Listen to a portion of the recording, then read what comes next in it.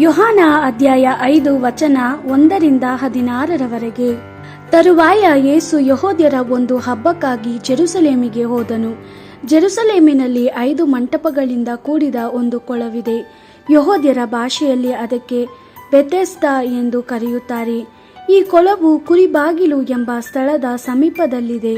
ಕೊಳದ ಬಳಿಯಲ್ಲಿದ್ದ ಮಂಟಪಗಳಲ್ಲಿ ಅನೇಕ ರೋಗಿಗಳು ಬಿದ್ದುಕೊಂಡಿರುತ್ತಿದ್ದರು. ಅವರಲ್ಲಿ ಕೆಲವರು ಕುರುಡರಾಗಿದ್ದರು, ಕೆಲವರು ಕುಂಟರಾಗಿದ್ದರು, ಮತ್ತೆ ಕೆಲವರು ಪಾರ್ಶ್ವವಾಯು ರೋಗಿಗಳಾಗಿದ್ದರು. 38 ವರ್ಷಗಳಿಂದ ರೋಗಿಯಾಗಿದ್ದ ಒಬ್ಬನು ಅಲ್ಲಿ ಬಿದ್ದುಕೊಂಡಿದ್ದನು. ಯೇಸು ಅವನನ್ನು ನೋಡಿದನು. ಅವನು ಬಹುಕಾಲದಿಂದ ರೋಗಿಯಾಗಿರುವುದು ಆತನಿಗೆ ಗೊತ್ತಿತ್ತು. ಆದ್ದರಿಂದ ಆತನು ಅವನಿಗೆ, ಗುಣ ಹೊಂದಲು ನಿನಗೆ ಅಪೇಕ್ಷೆ ಇದೆಯಾ ಎಂದು ಕೇಳಿದನು. ಆ ರೋಗಿಯು, ಅಯ್ಯ, ನೀರು ಉಕ್ಕುವಾಗ ಕೊಳದೊಳಗೆ ಇಳಿದು ಹೋಗಲು ನನಗೆ ಯಾರೂ ಸಹಾಯ ಮಾಡುವುದಿಲ್ಲ. ನಾನು ಎಲ್ಲರಿಗಿಂತ ಮೊದಲೇ ನೀರಿಗೆ ಇಳಿಯಲು ಪ್ರಯತ್ನಿಸುವೆ, ಆದರೆ ಪ್ರತಿ ಸಲವೂ ನನಗಿಂತ ಮೊದಲೇ ಮತ್ತೊಬ್ಬನು ಇಳಿದು ಬಿಡುತ್ತಾನೆ ಎಂದು ಹೇಳಿದನು. ಆಗ ಯೇಸು, ಎದ್ದು ನಿಲ್ಲು, ನಿನ್ನ ಹಾಸಿಗೆಯನ್ನು ಎತ್ತಿಕೊಂಡು ನಡೆ ಎಂದು ಹೇಳಿದನು.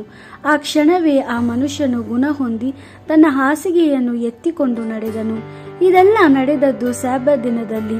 ಆದ್ದರಿಂದ ಯೆಹೂದ್ಯರು ಗುಣ ಹೊಂದಿದ್ದ ಆ ವ್ಯಕ್ತಿಗೆ, ಇದು ಸಬ್ಬತ್ ದಿನ, ನೀನು ಸಬ್ಬತ್ ದಿನದಲ್ಲಿ ಹಾಸಿಗೆಯನ್ನು ಹೊತ್ತುಕೊಂಡು ಹೋಗುವುದು ನಮ್ಮ ಧರ್ಮಶಾಸ್ತ್ರಕ್ಕೆ ವಿರುದ್ಧವಾದದ್ದು ಎಂದರು. ಅದಕ್ಕೆ ಅವನು, ನನ್ನನ್ನು ಗುಣಪಡಿಸಿದವನೇ, ನಿನ್ನ ಹಾಸಿಗೆಯನ್ನು ಎತ್ತಿಕೊಂಡು ನಡೆ ಎಂದು ಹೇಳಿದನು ಎಂಬುದಾಗಿ ಉತ್ತರಿಸಿದನು. ಅದಕ್ಕೆ ಅವರು, ನಿನ್ನ ಹಾಸಿಗೆಯನ್ನು ಎತ್ತಿಕೊಂಡು ನಡೆಯಲು ನಿನಗೆ ಹೇಳಿದ್ದವನು ಯಾರು ಎಂದು ಕೇಳಿದರು. ಆದರೆ ಗುಣ ಹೊಂದಿದ್ದ ವ್ಯಕ್ತಿಗೆ ತನ್ನನ್ನು ಗುಣಪಡಿಸಿದವನು ಯಾರೆಂಬುದು ಗೊತ್ತಿರಲಿಲ್ಲ. ಆ ಸ್ಥಳದಲ್ಲಿ ಅನೇಕ ಜನರಿದ್ದರು. ಯೇಸು ಆ ಸ್ಥಳದಿಂದ ನುಸುಳಿಕೊಂಡು ಹೊರಟು ಹೋದನು. ಅನಂತರ ಯೇಸು ಆ ಮನುಷ್ಯನನ್ನು ದೇವಾಲಯದಲ್ಲಿ ಕಂಡು ಅವನಿಗೆ, ನೋಡು, ಈಗ ನೀನು ಗುಣ ಹೊಂದಿರುವೆ, ಆದರೆ ಪಾಪ ಮಾಡುವುದನ್ನು ಬಿಟ್ಟು ಬಿಡು, ಇಲ್ಲದಿದ್ದರೆ ಹೆಚ್ಚಿನ ಕೇಡು ನಿನಗೆ ಸಂಭವಿಸಬಹುದು ಎಂದು ಹೇಳಿದನು.